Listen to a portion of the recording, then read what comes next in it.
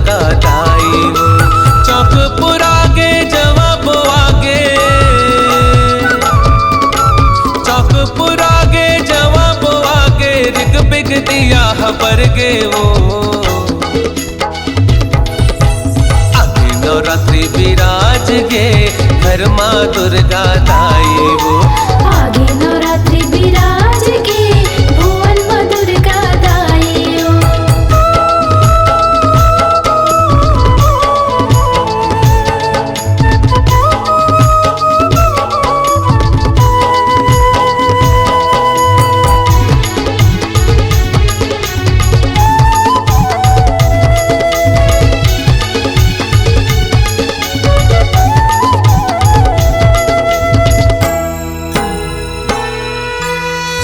सिंगार करके मैया भगवा मचढ़ के आए हो।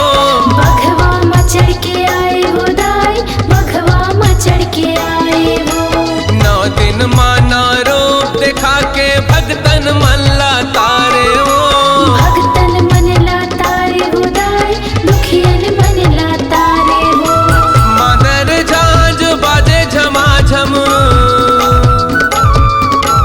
मदर झांझ बाजे झमाझम, दया के अमृत बरसे वो। आगे नवरात्रि विराज गे घर माँ दुर्गा दाई वो। आगे नवरात्रि विराज गे भुवन माँ दुर्गा दाई वो।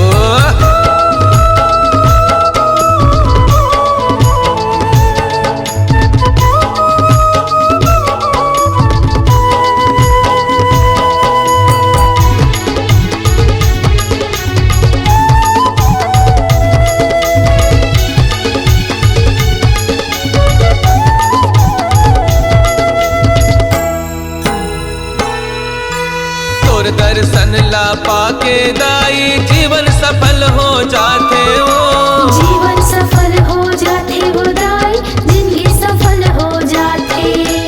लाली चुनरिया तोला चढ़ा के मन वांछित फल पाते हो।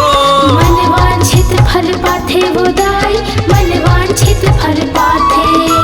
लाली के चूड़ी लाली के चुनरी,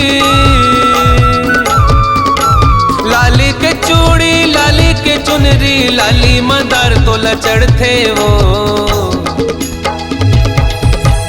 आगे नवरात्रि विराज गे घर माँ दुर्गा दाई वो। आगे नवरात्रि विराज गे भुवन माँ दुर्गा दाई वो। चौकपुर आगे जवाब आगे, चौकपुर आगे जवाब आगे, रिग बिग दिया खबर गे वो। आगे नवरात्रि विराज गे घर माँ दुर्गा दाई वो। आगे नवरात्रि विराज गे भुवन माँ दुर्गा दाई वो। आगे नवरात्रि विराज गे घर माँ दुर्गा दाई वो। आगे नवरात्रि